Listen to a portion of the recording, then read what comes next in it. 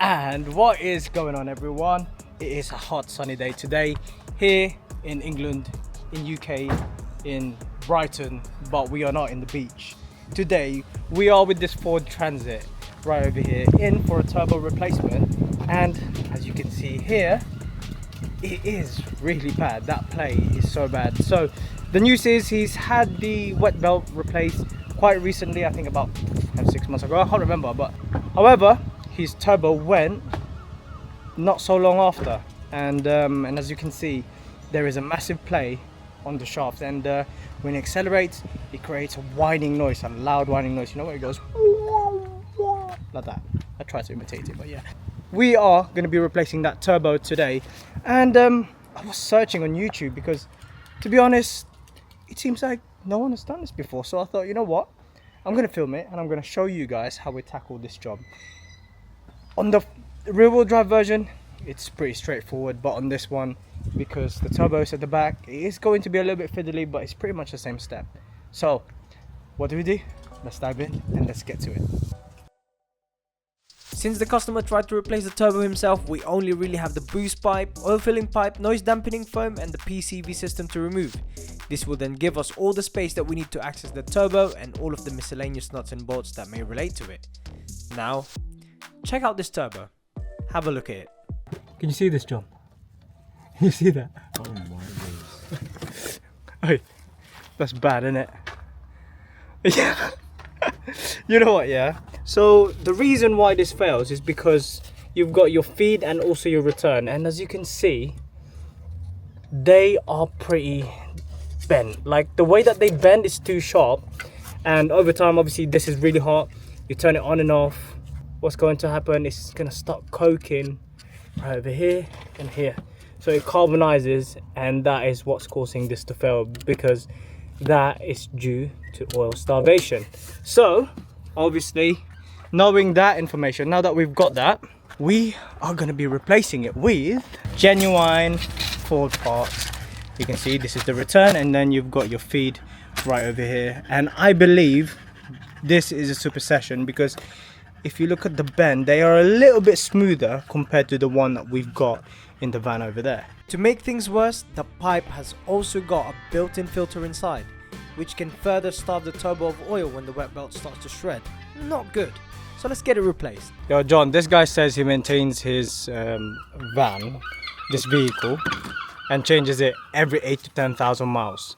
Looking at this, right, do you believe him? Yeah. It is pretty clean, isn't it? Spanking new, mate. Yeah, look at it. Look. There's not even like a staining on it, isn't it? It's good. Fair enough. That being said, it's now time to separate the downpipe from the turbo. But unfortunately, in our profession, it's not as simple as that. We've come across the first issue already. Usually the DPF, we need to move it aside. Well, that's what we're trying to do anyway. Now the DPF is held on by 2 bolts. So one of them I've already removed, and then there's one underneath as well. And knowing all that, it's been removed, but the DPF is not budging at all. I'm not sure if I'm forgetting one, I've missed one, or it's seized in place. I'm not sure. So we're gonna carry on and find out anyway. We're gonna race the vehicle, so let's go.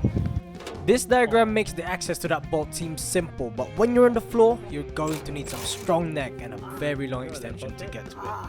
And it doesn't stop there. When I said dive in the beginning of this video, I kind of meant it. Quite literally, dive in, as you can see here. It's pretty straightforward, right? That's sure. There's a T40 right at the very back. Oh, right, I see. No, you don't. I don't see. I can't get to it. Yeah, I'm still here. Legend says I'm gonna build a house at the back of this engine. Oh my god, bro. The things that I do for my customer, right? Look at this. I got cramps on my back. Oh, that's the gasket for the turbo. That's one out. Yeah, that's the one that I struggled. Look, it's at the very back. And if this is the rear-wheel drive version, that's how it will sit. Oh, no, like this. That is the easiest one to access. This will be the struggle. And breathe. The turbo is now fully exposed, and we can now see all the nuts and bolts that we need to remove to separate the turbo from the manifold. Right, now that the drama is over, the next thing that we have to do is to undo this pipe here, and this actually crawls all the way underneath, so we have to undo this one and then remove it from underneath. And same with the return pipe as well, which I will show you if I can. That is underneath because it's a little bit tight down there, but fingers crossed I can take you guys with me. Just gotta be careful not to snap it, you know. I'm squeezing really hard, John. Squeeze harder.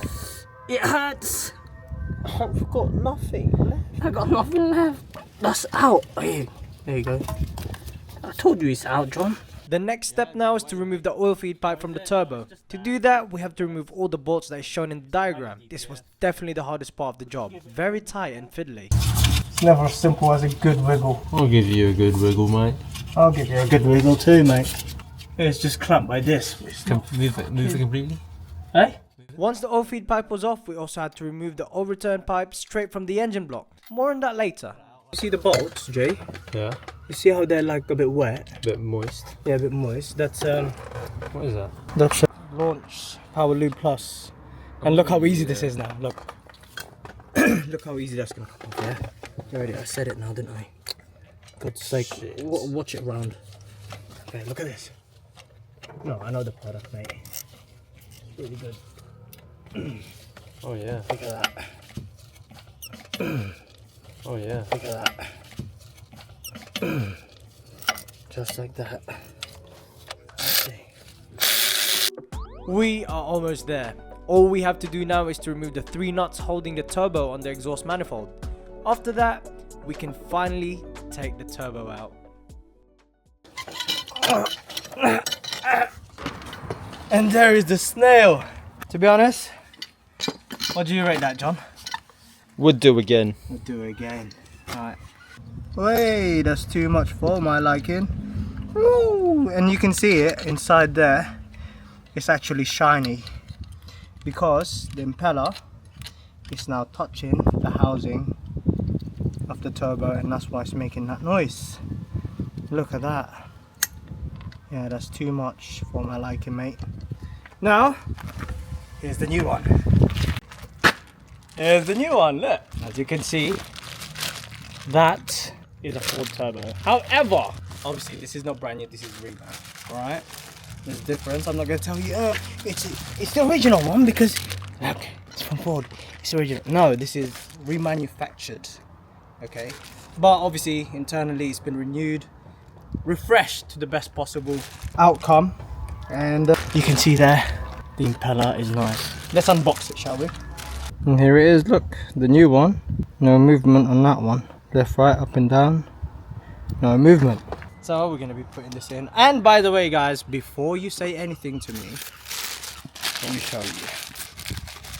This thing is already pre-filled. Okay? So I don't need to put any oil in there or pre-prime it because there's oil in there already. And this is the company that I used. So if you want to do this job by yourself, use this company. Iversala. Is that how you say it? I think it's oversearl. Iversala. Yeah, maybe. But yeah, they remanufacture a lot of stuff. So EGR, you've got your turbo, you've got your aircon compressor and stuff like that. Remanufacture them and top quality. And saying that, I got this from Independent Motor Factors. So do give them a visit if you want one of those. Visit Independent Motor Factors down south. I think they have loads of branches, so do visit them.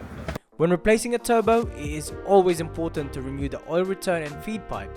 In many occasions, you'll find that turbos fail due to these pipes getting blocked, which can cause low oil pressure or no oil to the turbo at all. Turbos don't just fail for no reason, and to prolong the life of your turbo, make sure to service your vehicle often. By doing so, you're reducing the chance of the oil carbonizing in the pipes, which can be very detrimental to the health of your turbo.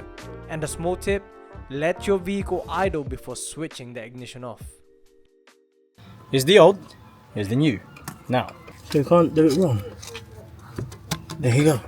And then we've got this one, which goes onto the DPF, so that's for later. Just sits like that on that thing. Yeah, just sits like that. Right there. This one sits like that on the DPF, but that's for later. For now, let's put the turbo back in. The new one anyway. What are you doing? Right, so we've got the old and the new right next to each other. This one's the old one. This one's the new one, and this just sits right over yonder. Just like that. Right, whilst this is out, what I'm going to do is just give it a good skinny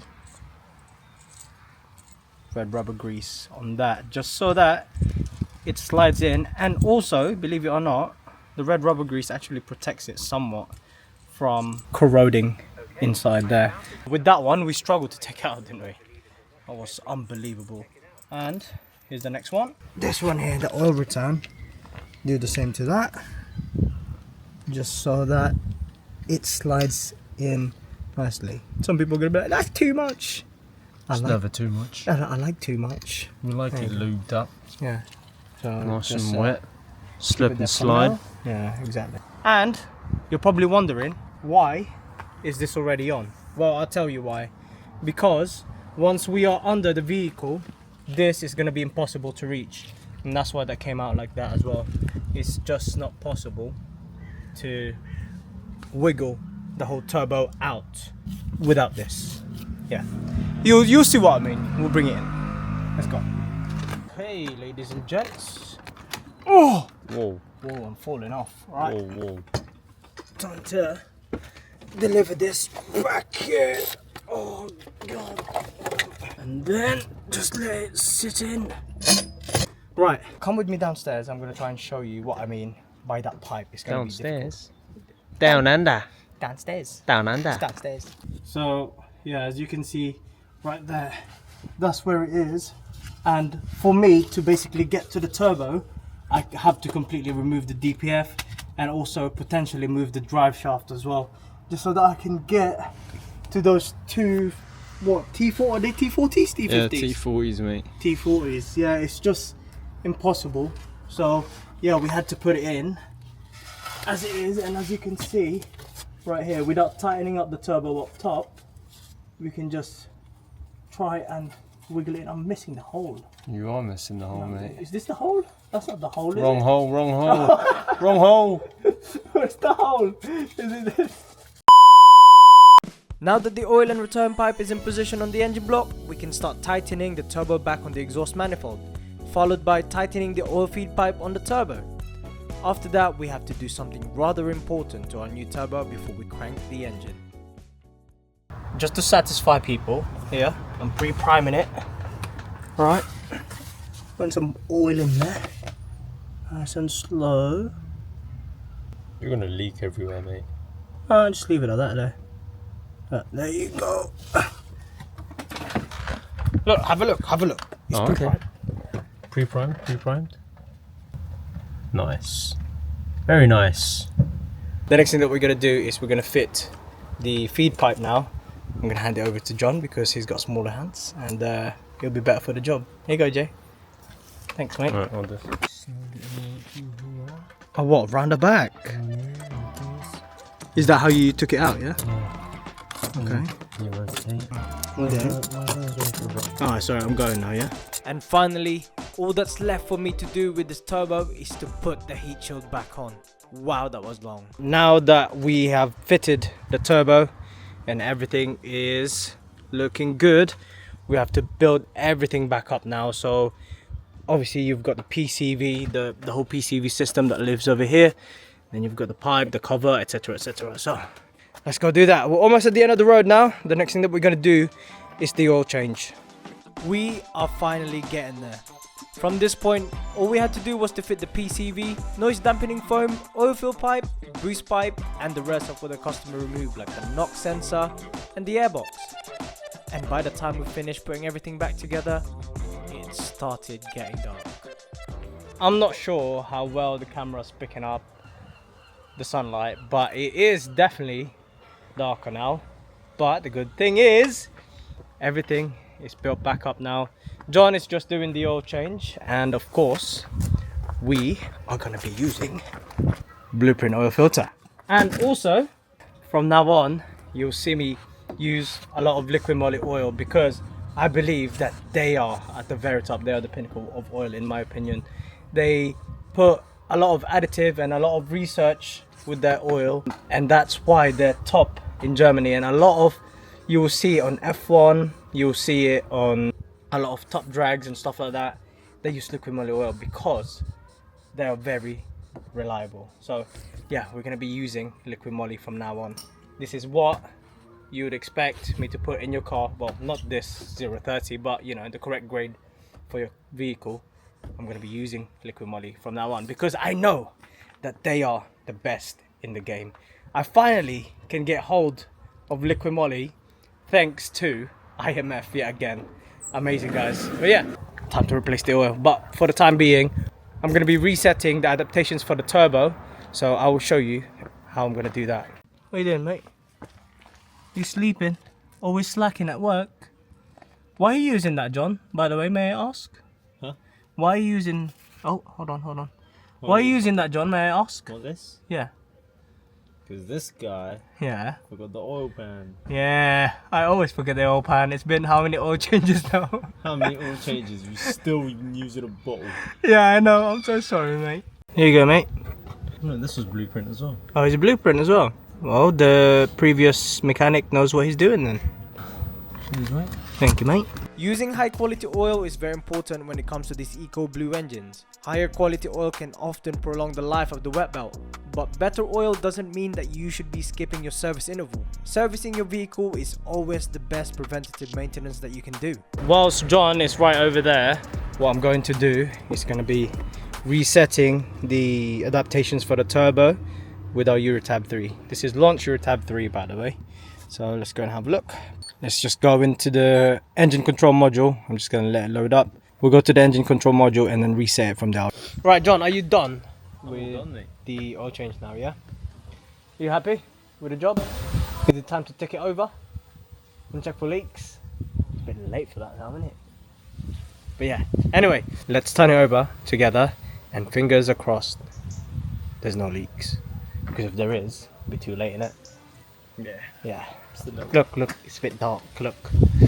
Let's go, have a look. AJ, I'm a little bit nervous. Let's just double check everything. Turbo pipe's in, feed pipe's in, MAF sensor and all of that is in. You ready? Press on the clutch. Okay, 3, 2, 1, go. Okay. So far so good. Now let's look underneath the vehicle to see if there's any leaks. Come have a look with me. John, what did you do, mate? Why are you under there? Forgot to talk the You forgot to talk, or did you just hand tie it? yeah. I was so imagine if I was filling it up top, yeah, and it was just going right down through the Oh, bottom. luckily there was Luckily, somewhat man's got brains somewhat. so, Somewhat brains. you've got 1 Newton meter of brain, bro. You tightened that with 1 Newton meter, bro. Days. Yeah, it didn't drip out much, to be fair. It did drip out too. Yeah, you can see it there, but you know, there's some there. Not. It's just. God. Yeah, bro. It's late, man. Come on, bro. Get serious. Man, serious. Man, serious. Sick. All right, so that has given me the peace of mind, and as you saw in that clip as well, there's no leak coming from the very top, and we've checked the return as well underneath. All is good. Oh, thank God for that. Anyway, guys, thank you for staying with us. I know it's late now, and hope you guys enjoyed this content. If you'd like to see, excuse me, if you'd like to see more content like this, please don't forget to like, share, comment, and subscribe, and we will see you on the next one. Peace.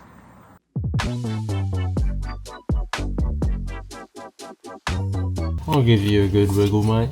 I'll give you a good wiggle too, mate.